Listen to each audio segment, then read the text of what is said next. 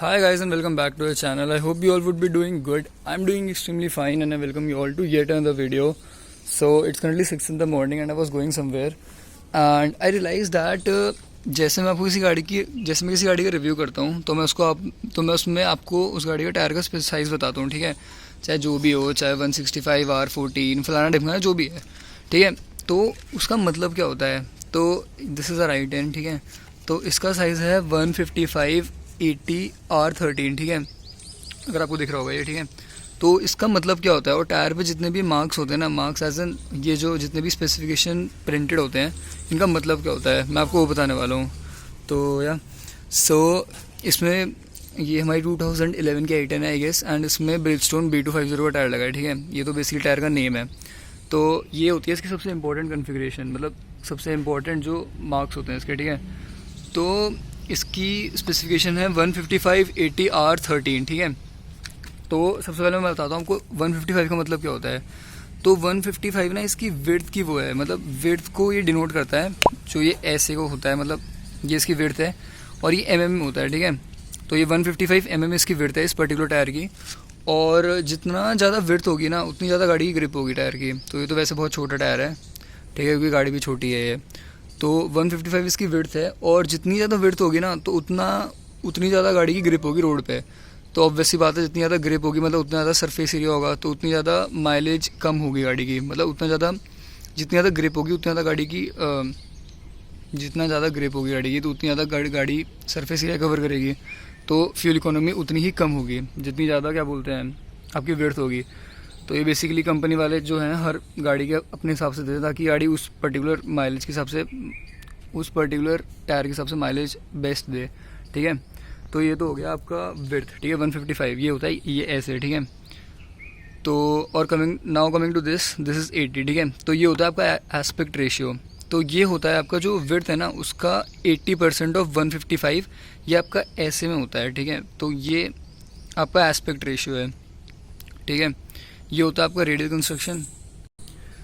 तो भाई 155 तो आपकी सेक्शन विड्थ हो गई, ठीक है। उसके बाद आते हैं हम इस पे, ये होता है आपका एस्पेक्ट रेशियो, जो आपको ये 80 दिख रहा होगा, ठीक है। तो ये होता है बेसिकली परसेंटेज में डिनोट। तो 80% ऑफ 155 जितना भी होगा वो आपका एस्पेक्ट रेशियो, या कहीं कहीं पे ना इसको साइड वॉल भी बोलते हैं। तो ये कुछ नहीं होता बेसिकली, जो ये पार्ट जो है ना ये होता है आपका साइड वॉल, तो ये इसको डिनोट करता है। और ये क्रॉस सेक्शन हाइट होती है और इसकी विड्थ के बीच का जो रेशियो है वो होता है ये, ठीक है। तो ये 80 हो गया आपका एस्पेक्ट रेशियो, 155 हो गया आपका सेक्शन विड्थ, ठीक है, मतलब विड्थ ऑफ टायर। फिर आते हैं इस पे, ये आर है आपका कंस्ट्रक्शन कोड, ठीक है। ये यूजुअली आर ही होता है यूजुअली गाड़ियों में, मतलब मोस्ट ऑफ द गाड़ियों में इंडिया की, लेकिन कहीं कहीं पे ये डायगनल टायर भी हो सकता है और सॉलिड टायर भी हो सकता है, तो वो शायद बी और एस से डिनोट होता है, ठीक है। और ये होता है 13, तो 13 is the diameter of the tyre, like diameter of the RIMS basically. तो इस गाड़ी का जो रिम है, मतलब यहाँ से लेके यहाँ तक, तो ये 13 इंचज़ का है, ठीक है। तो वही है बस 13 इंच का इसका डायमीटर, तो छोटा सा टायर है ये, तो कुछ बड़ी बात है नहीं इसमें। तो भाई 155 आपकी सेक्शन विड्थ हो गई, ठीक है। 80 आपका एस्पेक्ट रेशियो हो गया, एस्पेक्ट रेशियो आने पर ये जो परसेंटेज में होता है, और ये 80% ऑफ 155 होता है मतलब विड्थ का। आर हो गया आपका रेडियल कंस्ट्रक्शन, 13 हो गया आपका diameter of the tyre inches में, ठीक है। अब आते हैं इस पे 79 और टी पे। तो 79 होता है ये बेसिकली ना, ये 79 और टी जो ये पहले मैं आपको 79 की बात बताता हूँ। तो 79 बेसिकली ये डिनोट करता है कि आपकी इस जो ये टायर है इस गाड़ी का पर्टिकुलर टायर जो है ये मैक्सिमम लोड कितना सहन कर सकता है, ठीक है। तो ये बेसिकली एक लोड इंडेक्स टेबल होती है, उससे आपको टैली करना होता है 75 टू दैट जो भी वैल्यू होती होगी उसमें।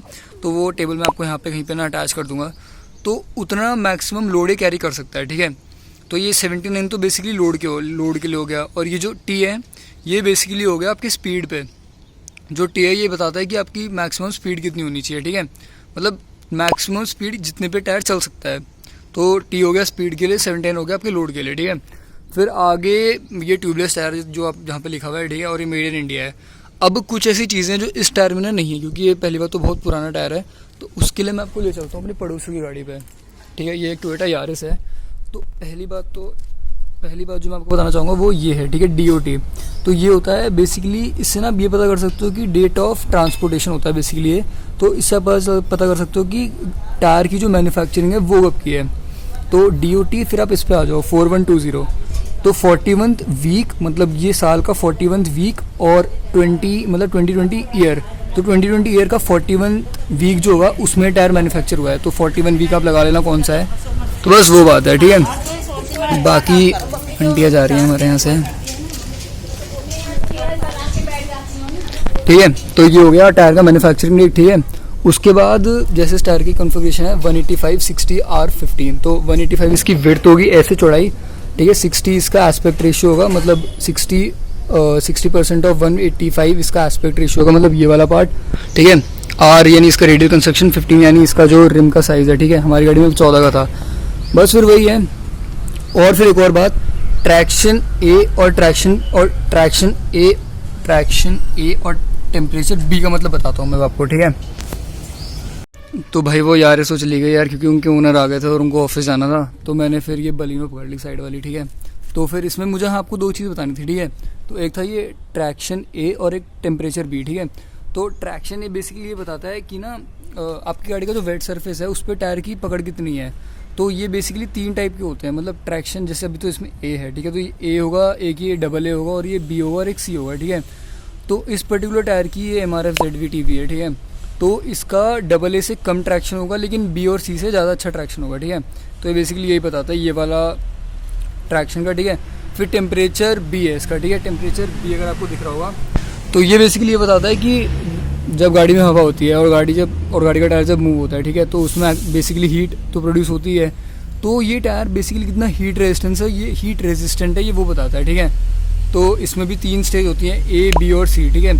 तो ये A से कम हीट रेजिस्टेंट है, लेकिन C से ज़्यादा अच्छा ये हीट रेजिस्टेंट है, ठीक है। तो बेसिकली ये बताता है, ठीक है। फिर ट्रेडवेयर भी है इसमें, ट्रेडवेयर आप देख रहे होंगे, ट्रेडवेयर 300 है इसमें, ठीक है। तो ट्रेडवेयर बेसिकली बताता है कि ये टायर ग्रिप करने के मामले में कितना अच्छा है, ठीक है। तो ये भी बेसिकली तो आप ऐसा समझ लो, ऐसे जिस टायर का ट्रेडवेयर 200 होगा ना, उससे ये 100 टाइम्स ज़्यादा अच्छा होगा इन टर्म्स ऑफ ग्रिपिंग। तो ट्रेडवेयर का बेसिकली यही मतलब है। ट्रेडवेयर बता दिया, ट्रैक्शन बता दिया, मैं आपको टेम्परेचर बता दिया, ठीक है। फिर MRF का ये इको ट्रेड ZV-TB टायर है, इसमें DOT आप देख ही सकते हो, ठीक है। फिर और DOT का मतलब डिपार्टमेंट ऑफ ट्रांसपोर्टेशन होता है बाय द वे, ठीक है। ये भी ट्यूबलेस टायर है और इसका साइज़ 185 65 R15 है, 88T है, ठीक है। तो इसको आप टेबल पे टैली कर लेना। फिर बस यही था जो आपको टायर के बारे में पता होना चाहिए। एक चीज़ इंपॉर्टेंट मैं आपको और बता देता हूँ, तो वो हमारे इसमें, तो जैसा भी यहाँ पे एंटर करोगे ना, तो इसमें रिकमेंडेड PSI भी होता है गाड़ी में, ठीक है, कितना होना चाहिए। तो जैसे हमारे राइडर में अगर फ्रंट लोड में अगर गाड़ी पूरी भरी हुई है, यानी 5 पैसेंजर हैं और लोड भी पूरा भरा हुआ है, तो उसमें 35 PSI होनी चाहिए फ्रंट टायर्स में, और रियर टायर्स में भी 35 PSI होनी चाहिए। वरना अगर नॉर्मल लोड है तो 33 PSI में भी चल जाएगी, ठीक है। बस फिर वही है, मैक्सिमम लोड गाड़ी इतना सहन कर सकती है, 437 kgs। सो बस यही था इस वीडियो के बारे में, ठीक है। तो मैं चलता हूँ और आई होप आपको ये वीडियो पसंद आई हो, और पसंद आई तो भाई लाइक शेयर कमेंट सब्सक्राइब आप कर सकते हो, only if you like.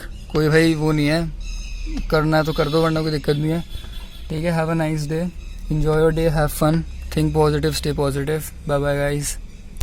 Superhero in this